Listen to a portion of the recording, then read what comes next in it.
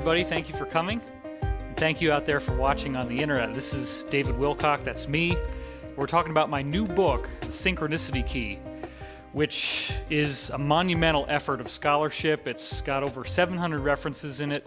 Actually, not quite 700. It's 680 something. But what we're dealing with here is a comprehensive examination of history and the idea that history is not random. The events that are happening in our reality are scripted and structured intelligently. And this goes back to what I was discussing in my previous book. It's now available in paperback. The Source Field Investigations discussed the idea that we are in a living cosmos, that the universe itself is alive. And so when we think about a concept like that, it fundamentally changes the basic nature of what it means to be human, what it means to be alive. So being human is a galactic phenomenon, and I've been talking a lot about that on my new show on Gaiam TV called Wisdom Teachings. Half an hour a week. Every week we got a new episode coming out with all kinds of amazing content. The living universe is the idea that mind created the universe, that that's all there is. And that mind has given us life as part of a greater ground state of being. In other words, life is not some random accident that happened only on Earth. Life is a phenomenon that is universal in nature. Organic life is going to appear all throughout the cosmos, anywhere and everywhere that it can. And we are, in fact, divine manifestations. Life did not happen as some random happenstance here on Earth. It has been sent here from cosmic dust that's created from stars. The stars themselves are creating dust that has been tested as bacteria. That's one of the points I mention a lot in the television show and in the new book. So as we are going through these cycles of evolution, we come back to an intrinsic core point, which is that the universe has an agenda. The universe is not just here to let us figure it out on our own. There is a very intelligent structure caused by a superintelligence, actually, that is governing how we evolve here on Earth. In other words, the events that actually happen, the historical events, the wars, the political conspiracies, the conflicts, all the stuff that involves, in many cases, loss of life, those events are not random. There is a structure to history. There is a structure to the events that are happening in our reality. And we are infused by this greater cosmic consciousness. It is fundamentally one with us. The universe ultimately is only identity. It is only awareness. That's all there is. And this idea of a physical universe is a holographic projection of this greater intrinsic consciousness that gave rise to what we now call existence. So with this knowledge comes the opportunity for us to step out of the cycle of war. We don't have to keep repeating the same problems, the same failures. We can start geoengineering entire planets. Some of these moons that might be out there in our own solar system may actually be hollow on the inside and inhabited by other humans like us. That's one of the things that I've heard from insiders who have worked in very high levels of classification, secrecy within the United States government and other governments. Why are we not hearing more about this? Why is there a UFO cover-up? Could it be that the potential of the human being is so vast, once our pineal gland is activated, that's one of the big secrets. There is a functional third eye inside your brain. We've talked about that in previous videos. When we get to this pineal activation, is there going to be some sort of transfiguration of the Earth and the way that things have been going on Earth into a happier and more positive age? Now, yes, this is a woman with combat boots and fingerless gloves, and some people criticize me for using that picture in a recent article, but hey, I can resonate with this girl just fine. So that younger generation is coming in, and we're all feeling this change in our own way. Sometimes people want to dress up really funny and look different because they don't like the way things are happening in the world. When I was in high school, I wore black t-shirts, and I was very moody and somber and didn't want to talk to anybody. So don't necessarily assume that just because somebody looks like that means that they're not a very active component of this planetary change is happening. So in many of my other works, including the previous book, we talk about the idea that the human being is a galactic emanation. DNA is a universal and galactic emanation. We're going to get into a little of that here in this talk.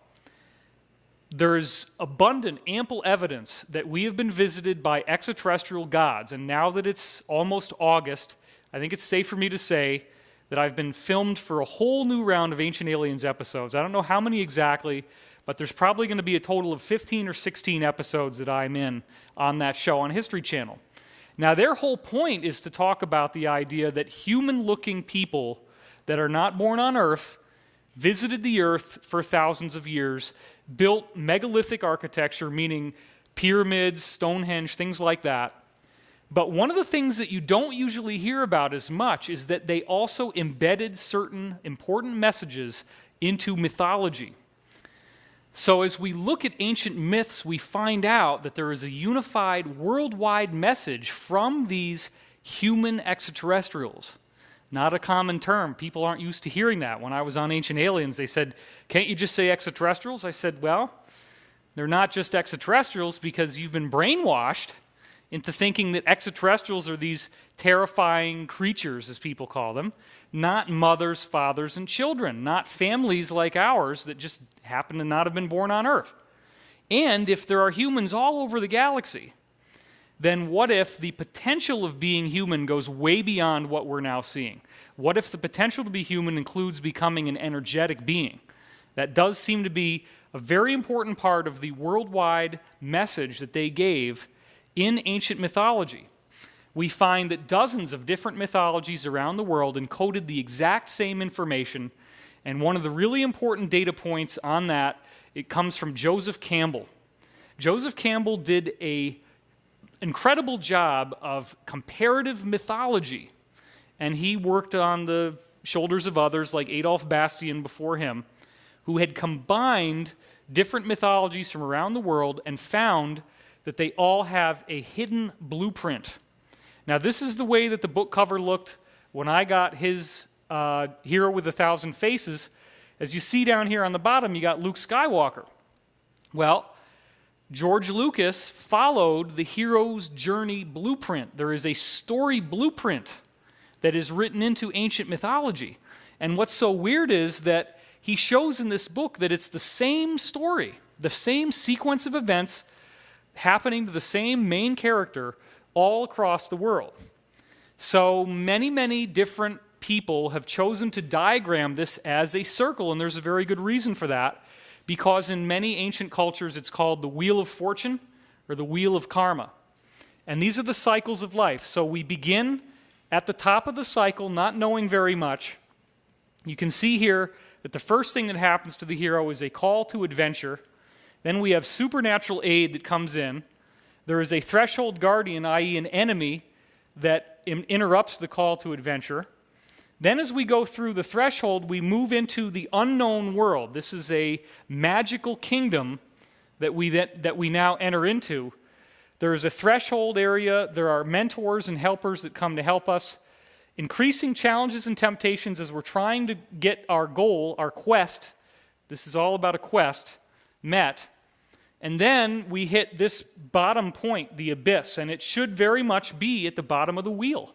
This is the point called all is lost, or the dark night of the soul, where it seems that there's no way out and there may actually be the risk of physical death, if not an actual death, in the story. But through this process comes revelation and transformation. There is a facing off against the villain. And this is a very important point. The villain in these stories represents the projection of the father. The father projection. We all seem to have issues with our parents growing up. And in this hero's story, the father represents the negative, the adversary, but it also represents your ego, the part of you that is uninformed by cosmic intelligence and wisdom. So you face off against the father figure. You go through this revelation, you understand how to move through that challenge, and vanquish the nemesis, but then there's an atonement with the Father, a sort of apology and forgiveness. Then you eventually cross back into the known world, and then you have to return to the world you came from. And from that return, you now transform the world for the better. So this is a cycle, and it keeps on happening in ancient mythologies, but more importantly, I will argue that this is a universal, but more importantly, galactic blueprint. This is a basic design of a sequence of events that will happen in people's lives for any inhabited world in our entire galaxy. It's going to be the same sequence. So there's a lot of different slides that I was able to find that show the similar types of story points. Some of them have more than others. This person, for example, talked about the hero's journey as a transformation cycle of moving from grief, anger, denial, sadness, despair, letting go, going through the void, that feeling of total emptiness, the breakthrough, then feelings of wonder, imagination, vision, empowerment, action, back to order once more. And the cycle thus completes itself. This is a very detailed diagram that I found online of the 17 distinct stages of Joseph Campbell's monomyth. Now, in this case, it's a little bit confusing because what he's doing in this diagram is it's going this way, not the other way. But you have separation, initiation, and return. Those are the three phases of the spiritual growth process, and based on various esoteric materials that I'm in contact with, like the Law of One series that I refer to extensively in the new book, this is a galactic blueprint. This is something that everybody on every planet has to go through in the course of their spiritual evolution. There's a call to adventure. You refuse the call. You waffle back and forth. Supernatural aid comes to your help to get you inspired to do the quest. You then cross the first threshold. That's the moment that you are now committed to the journey. Then there is an experience called Belly of the Whale. That's the first major challenge that you face on your quest. You go through the road of trials where you're facing off against the minions of the nemesis, this enemy that really represents your ego. There's a meeting with the goddess, and this is one part that a lot of the myths have, in which there is a projection of temptation, and that temptation in many cases forms one of the final challenges to draw you away from the quest. And the goddess actually turns out to be a character called the shapeshifter in a lot of these myths. The shapeshifter represents the feminine aspect that is at once both enticing, but then actually will turn on you and tear you apart. So every character, and it could be a man or a woman, so this is not only for, it could be a man going through this or it could be a woman going through this, but there is a temptation in the story that must be rejected. This is, in the Jesus story, this is the temptation from the devil to get off the cross, and of course the Christ story, the story of Jesus is very, very much the archetype of the hero's journey. All the stages are there. So there's a temptation, and then through the temptation, we have the atonement with the Father. In this case, he's got it in a different order. The apostasis, this is the transfiguration caused by the all is lost point, the moment of death. We have the ultimate boon. Now, that's a very important one. This is where the quest has been realized. The goal is achieved of whatever it is that you went on the adventure for in the first place. Something happens that gets you all excited and makes you want something more than anything else in the world. And it's only once you're able to drop your flaws. The flaws are what are holding you back. We'll see that in a minute. You go through this apostasis process, then you get the ultimate boon. And that's where you now have achieved the goal that your quest was meant for. There's another stage in the hero's journey where you refuse to return. You don't want to leave this paradise where you found this sacred mystery and come back to the world. But of course, the next stage is that you do choose to go back to help the planet. There's a magic flight where in some cases, not all myths, but some cases, you have to fight to get out of the magical kingdom. There's a resistance to getting out. A rescue from without. Sometimes the guides, the supernatural aids and the mentors that you got over here now come to help you get out here. You cross through the threshold back into the physical world, and once you come back to the physical world, you're now the master of both worlds, meaning you now have mastered the afterlife and the physical plane, and then freedom to live. You now are free from the fear of death, and this is living in the moment, neither anticipating the future nor reliving the past. So, this pattern actually appears in Hollywood movies, and I mentioned this in the book, and then after I put it in the book, this came out on dig.com, had 7,008 digs, it was right on the top of the page. It says there's actually a formula for formulaic movies.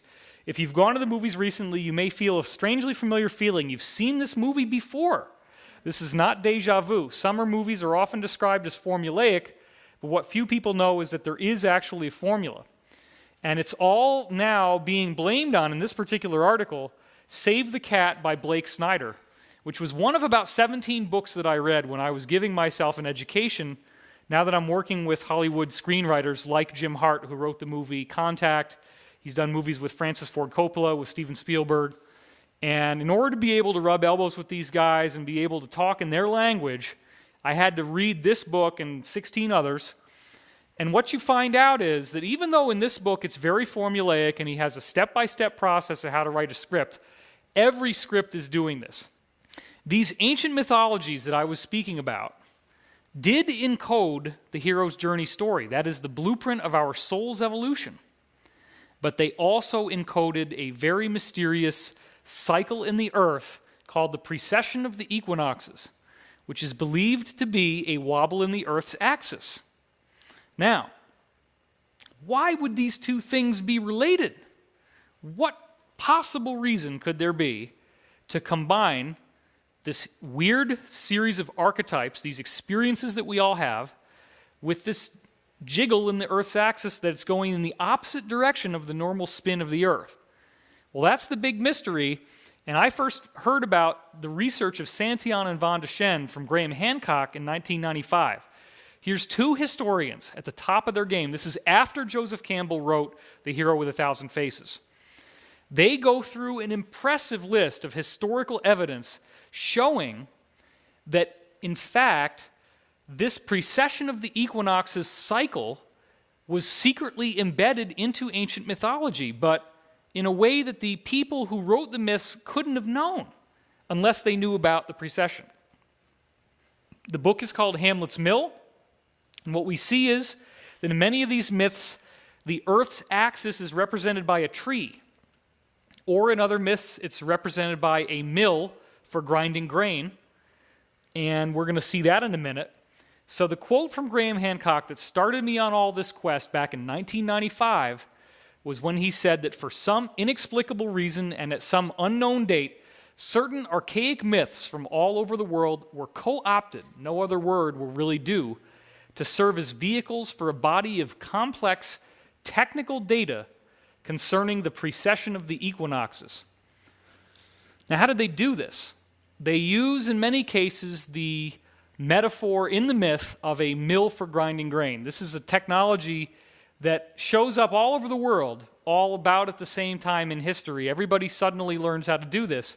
You grow your grains, you get them to full maturity, you dry them out. Once they're dry, you throw them inside this channel, and then you roll the millstone around, and what that does is it grinds it up. You got to grind it again and again and again, and eventually it all turns into a nice powder, and then you can make bread and donuts and pastry, whatever you want, just with a little bit of leavening and some eggs. That's it.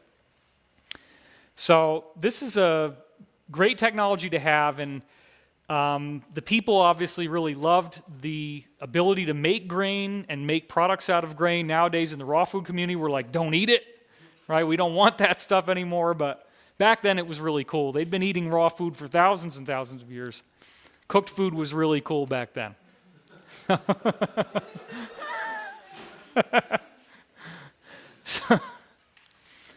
But what happens in the myth is that the hero a lot of times is actually just grinding this mill around.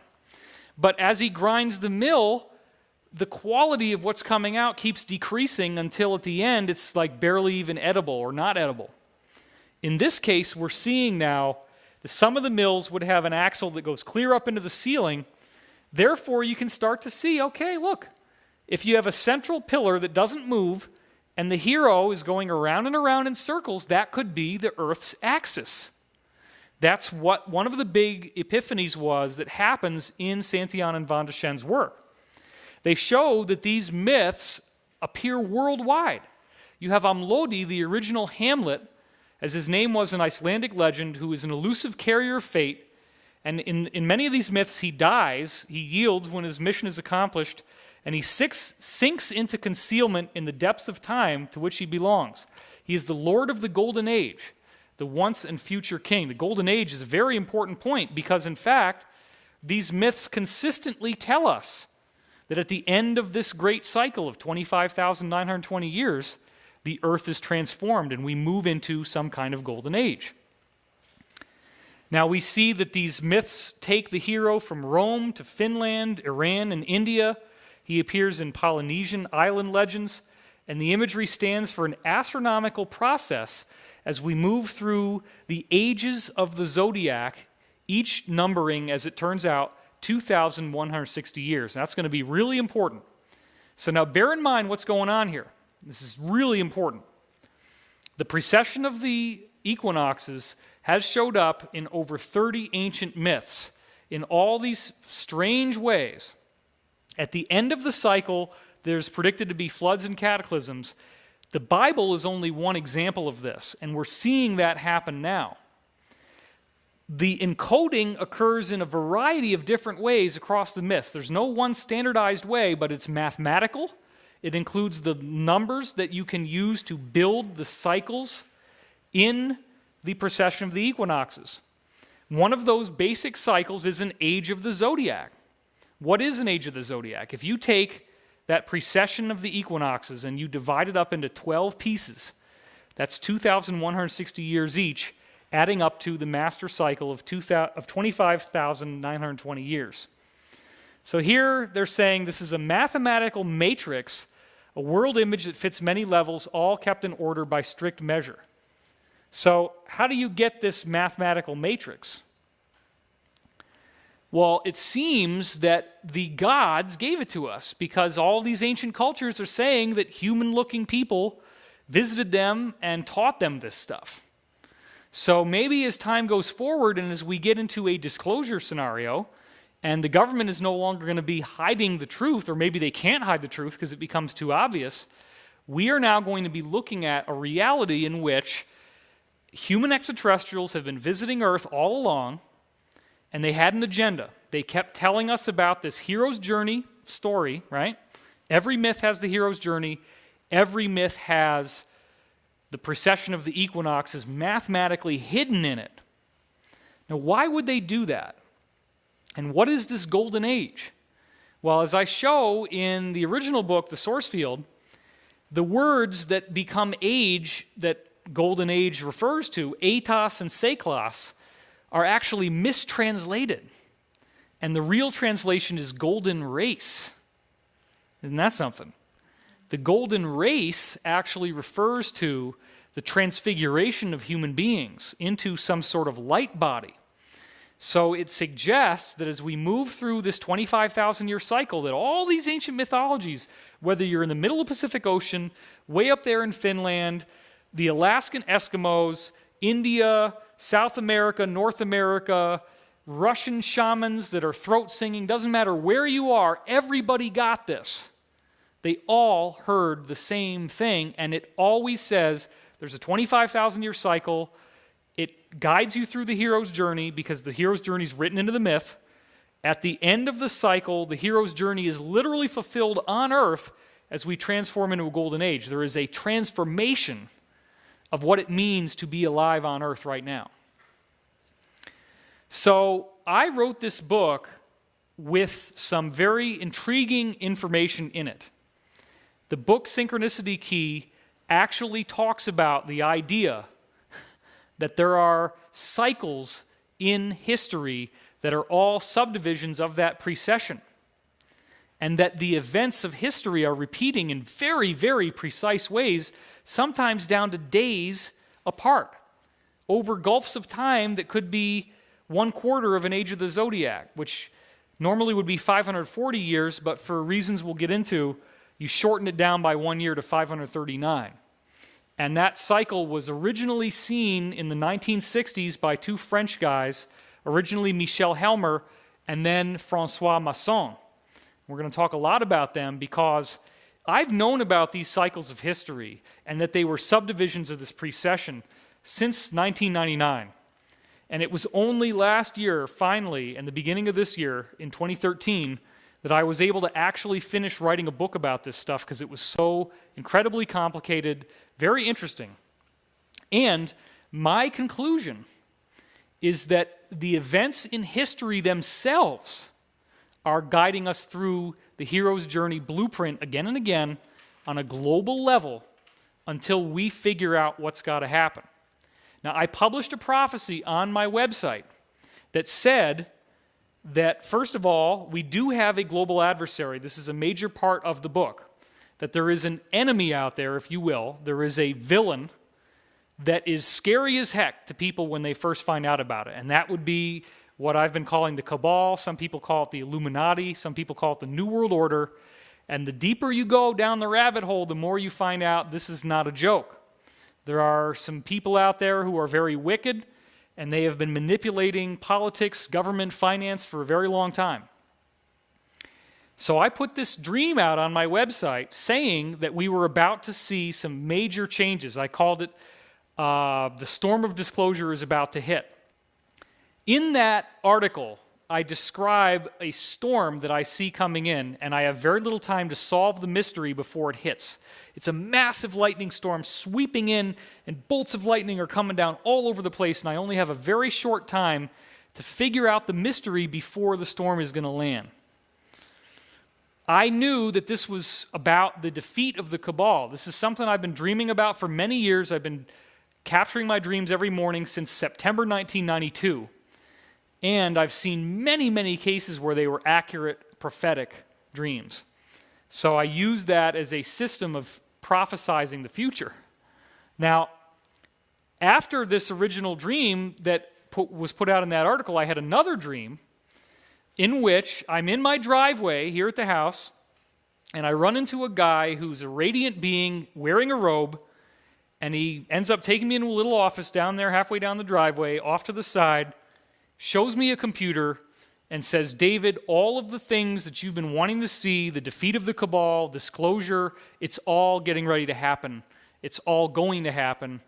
And you're going to start to see it within a week by headlines that will appear all in red on the top of the Drudge Report. Those headlines will then lend way to much bigger stories that will come out within a 6-week period. And as the 6-week period reaches its conclusion, you're going to really have seen disclosure on a much bigger level than you ever thought possible before. Now, I talked about this dream on Evolve Palooza a week after I had it. It was a paid seminar that I did. Then, a little later, after I started to see the dream coming true, I put it online. So, this is what we saw on the front page of the Drudge Report the morning after I had the dream. And I'm like, wait a minute, you guys said it could be up to a week. The very next morning, I was just freaking out when I saw this. And so I took a picture of it, and I start photographing all the headlines just to keep up with this. Now, the first step of the process was finding out that the government was tapping the Associated Press's telephones. Most people said, oh, okay, well, we knew they were doing that. Not really.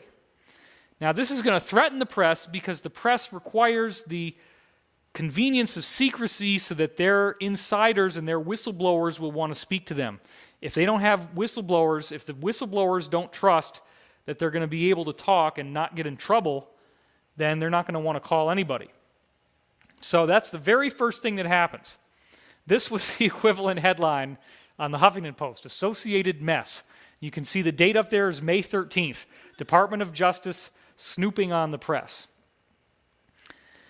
And as we go into May 14th, there's the drama. Now they're fighting about it. They're starting to talk about, okay, what's really going on here? And then on that exact same day, right as the prophecy is starting to come true that my dreams are talking about, we see this very strange event. 2 bald eagles are fighting each other over an airport, which is in Duluth, which I forget what state that is. Minnesota, right. Minnesota. That's why it's good to have a studio audience. You see, if I was by myself, Duluth, yeah, I kind of remembered it was Minnesota, but okay. So these two bald eagles, the symbol of the United States of America, are fighting each other. They collide, their talons interlock, and they fall to the ground on the airport tarmac. This is what I call a synchronicity in real life. This is a synchronicity that's actually happening out there in the world, and doesn't it remind you of something? It sure as heck reminded me of the Illuminati symbol of the double-headed eagle. Deus Mumque Jus, that statement actually means God's justice is mine, or we enact God's justice. So they feel like they are bringing forth our karma on a global level. The 33 actually represents the 33 degrees of the Masonic order, and the crown that you see up at the top symbolizes the awakening of the pineal gland, the activation of the crown chakra, which is their belief that through their religion, which happens to be Illuminism, that they will activate their pineal gland and become gods on earth. Now, of course, this has become very contentious, but isn't it interesting that you have these two eagles fighting? Their talons interlock. You can see one of the nails get stuck under the skin there. They fall to the ground. They both get loaded into the back of a pickup truck. One of them escapes. You can see where that talon here has torn off. This same talon here, that piece of skin rips off, and that's how they were able to get apart. One of the bald eagles flies off, and the other one accepts nutrition from someone to help him. So I believe this is a symbol of the collapse of the Illuminati that's happening now, the secrecy infrastructure, and it suggests that there are two factions of the New World Order, if you will, two factions of America, which you could liken maybe to the good guys or the Alliance and the bad guys or the Cabal, and they're colliding with each other. So this was a very powerful event that seems to be portentous of much more stuff that's going to happen. Then as we go up, we're now seeing the New York Times is saying that this phone tapping threatens the fundamental press freedom. Washington Post says the spying case shatters Obama's credibility. Fox piles on and says that all White House reporters are concerned by the aggression of the administration. Then we get this. And it didn't even take 6 weeks. The dream made me think that this kind of stuff would take longer to happen. We get PRISM. This has changed everybody's life. My dream happened before this occurred. Drudge's headline did not have it in red, unfortunately, but it's still the big point here that all these different things, Hotmail, Google, Yahoo, Facebook, Paltalk, YouTube, Skype, AOL, Apple computers, they're all being monitored. Email, chats, videos, photos, stored data, voice over IP. There's no putting the genie back in the bottle once this knowledge comes out. You cannot go back to a society of people who thought that they were living in freedom and privacy. You can opt out of phone calls coming in on your phone soliciting you. You can't opt out of surveillance. Now we're finding out all this other stuff. There's street cameras that are photographing everybody's license plate. They know how fast you're going. They know where you're going. Everybody's under surveillance all the time. Now that is a kick in the crotch. That's low. George W. Obama. That was the Huffington Post headline on June 7th. Now we're seeing U.S. is mining data from 9 major tech firms, Microsoft, Yahoo, Facebook, Apple, Google, Skype, AOL, YouTube. The companies sort of deny it. The White House is saying, oh, well, only people outside the U.S. are being targeted. That turned out to be a lie. And now we find out that AT&T and Sprint are handing over their phone data, credit card providers too, 50 different U.S. companies. That's by June 7th. So it's all happened now within little over 3 weeks since I had that dream that said within 6 weeks you're going to see disclosure.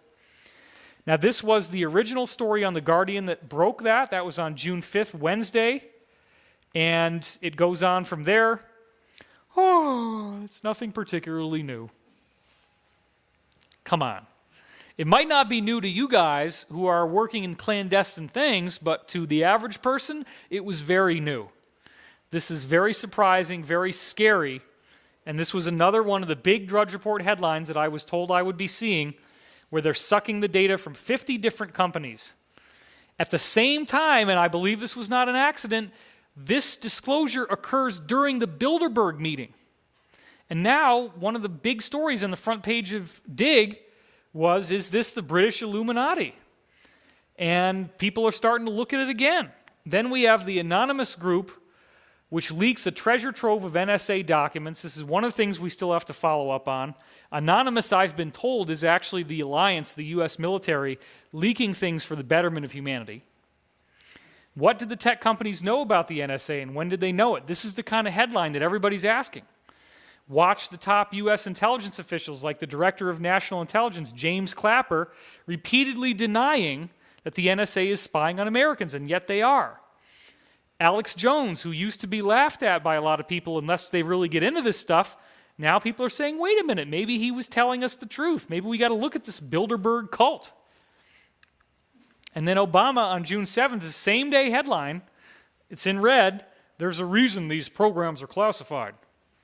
Okay, well, a lot of people in the media are not welcoming the debate because the media seems to be doing everything it can do to try to not talk about this. But it keeps on happening. The story keeps breaking out. Nobody is listening to your telephone calls? Not really true. Then, of course, the whole game changes again on June the 9th, and the headlines go all red once more as Snowden reveals himself as the whistleblower who leaked this information. And once this happened, the media, a lot of the controlled opposition media now is blaming him for the problem, and they're choosing to attack him rather than look at what's actually happening in our society. And here it was on Dig, the very top story, as you can see. And here's another Huffington Post headline, the man who took on the NSA. This is June 10th now. And it keeps on going. He disappears, of course, when he was in Hong Kong, and he ends up in the Moscow airport, where he still is at the time of this taping, which is at the end of July 30th. So, safe for how long? And then this was the original headline on Drudge when he was first invited to come to Russia. Same thing on Huffington Post. This is June the 11th, where he ended up actually going.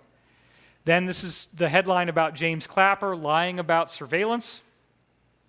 People are starting to figure out, hey, wait a minute, we're living in a surveillance society. We're in a surveillance state, June 16th. And now we're finding out that the U.S. is targeting its allies, that these people that we're supposedly at peace with, not at war with, that we're actually listening to their phones. And then the Drudge Report calls it the snowstorm. Now we find out that the British are spying on their allies at the G20 summit. So this is getting worse and worse and worse, because now it's becoming the subject of what could be a world war under a lot of cases where the U.S. is the opposition. And then, of course, the PRISM program is where this all comes from, that they're reflecting all that data back into their own pipeline. All red on the Huffington Post, June 16th, a shock report that the Brits were spying on the G20 convention. And then this one, Obama's A-OK with the NSA. So once again, we're seeing that the headlines are getting very aggressive here. This is another kick in the balls, huh? Meet the Taliban, and it's the U.S. flag.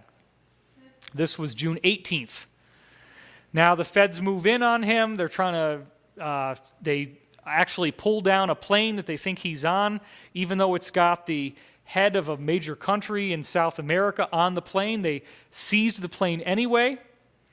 And then this is the moment when he actually landed in Moscow. I had already been saying on my website before this happened, and it was in those previous articles, that in fact this alliance that's trying to bring down the cabal is centered in Russia.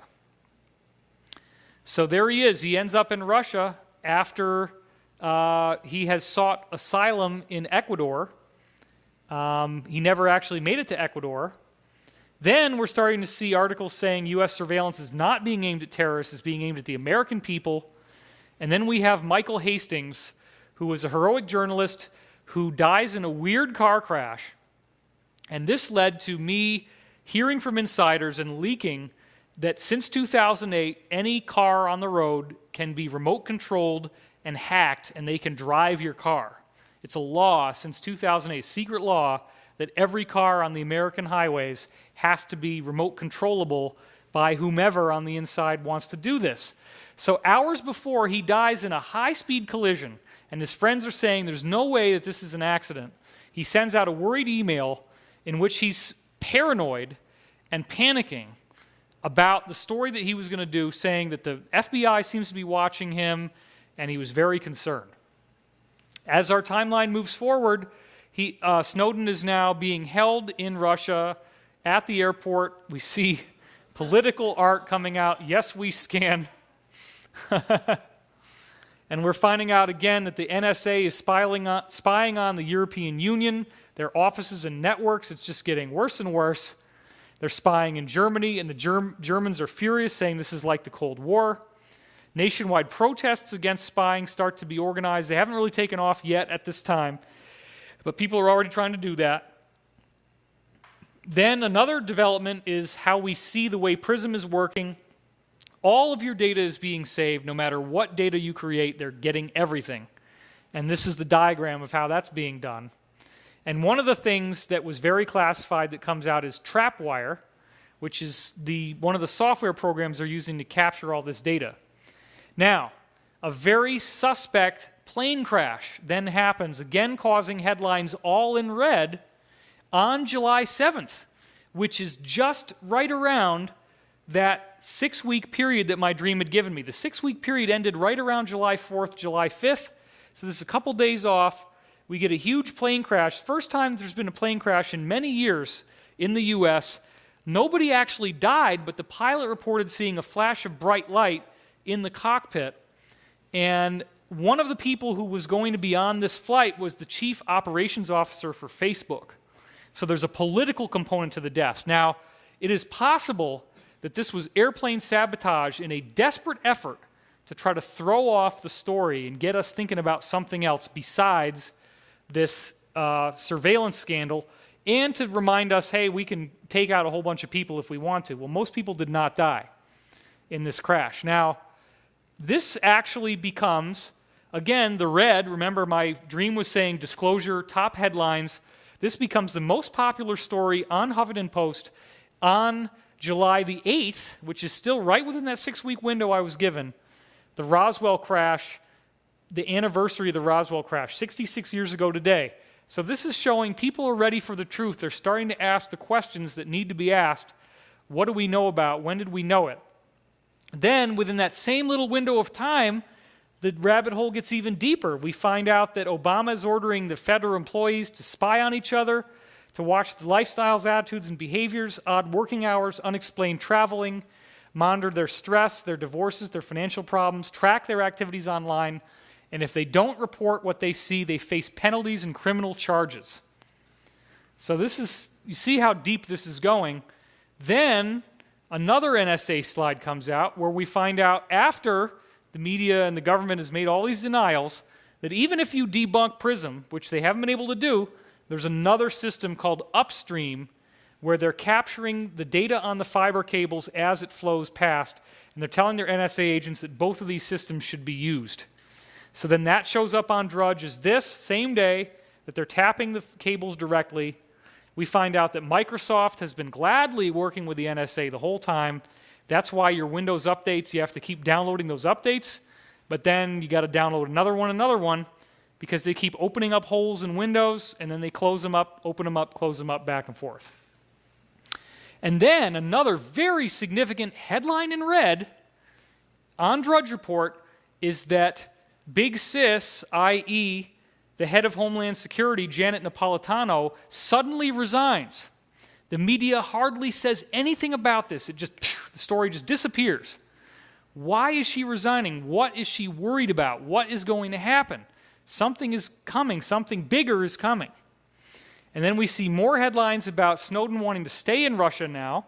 This brings us to July 12th. And then we see this Fairview, which is one of the upstream programs, is NSA's plan to own the internet. And we're seeing Rupert Murdoch, another headline in red on Drudge, could face charges in the U.S. He's the head of Fox News. Things are getting more and more interesting here. There's the story on the Telegraph in the UK. And then we find out just 2 days after I write about the idea that your automobile can be hacked and driven remotely, this becomes the top story on Huffington Post. Millions of innocent drivers are being tracked by the surveillance cameras all around the world. Even these little guys on the cop cars are tracking everybody's license plate, following you, seeing where you're going. And we now find out that the NSA goes 3 levels deep. So if you're suspected of terrorism, they can spy on your friends and your friends' friends, and it goes down from there. And everybody on the internet is only 4.3 degrees of separation apart, so it pretty much catches everybody. Now this really, really fascinated me. This happens on July the 18th. Jimmy Carter comes out and says, America has no functioning democracy. It's an incredible statement to make, very provocative, because he is by far the most senior-ranking politician yet to say that this activity is bad, that it should be stopped, and that it has destroyed democracy in America. Now, what trips me out so much about this is that by the time this came out, I already had the advanced copy of the book in my hands, in which I said that Jimmy Carter is the reincarnation of a historical figure in the Roman Empire, and that they've been doing the same things exactly 2,160 years apart. It's like the same cycle is turning, and the same sequence of events occurs across 2,160 years. There's 2 chapters in this book, which I finished, and we have a box down there from FedEx where we mailed the manuscript to me at the middle of May, just to prove that I did not write this later, because what I saw in the cycles was that the cabal, the people that are doing the surveillance, would be defeated, and that Jimmy Carter was going to be very centrally involved in that happening. And I did not want to talk about this until as late as I possibly could, because if the people who understand these cycles realize how important he was, they'd probably have taken him out. But he's out there, and he's already delivered the kill shot here, a major politician saying U.S. has no functioning democracy. Also, during this window of time, people were going to see Iron Man 3 in the movie theater. Now, Iron Man 3 is a movie in which one of the main subplots is that there is a terrorist who appears to be like bin Laden, played by Ben Kingsley, great actor, and you find out when Iron Man breaks into his compound that he is a paid actor. And he's drunk. He doesn't even have the accent that he does on television. All he wants to do is drink beer and womanize. And then at the end of the movie, you find out that the Vice President of the United States of America hired this guy who's just like bin Laden to commit terror against the U.S. And that's in Iron Man 3, which has now grossed $1.2 billion, over $400 million domestic and over $800 million international. That, to me, is the alliance telegraphing that they are going to make a move, and I speculate in the book, though I have no proof, and I want to make that very clear, but I speculate that Jimmy Carter has been working with the alliance the whole time because of who he is and what he did in Roman history, which we're going to talk about. So this really blew my mind, and during the same window of time, we see another political event. This was June 26th, where Australia's female prime minister, Julia Gillard, or Gillard, I'm not sure how you pronounce that because I've only seen her name in writing. I haven't heard it pronounced. But she was ousted, and then the guy who was president before her, or prime minister before her, gets back in power. So this is showing the kind of shakeups that are going on here. And she's touting it to sexism. My guess is that she was ousted because the alliance is really scared, and they don't want somebody in power at the Australian prime minister level who could help to bring them down. And Australia, of course, is one of the major English-speaking countries in the world. So, of course, what we now find out is that the NSA is the only part of government that actually listens.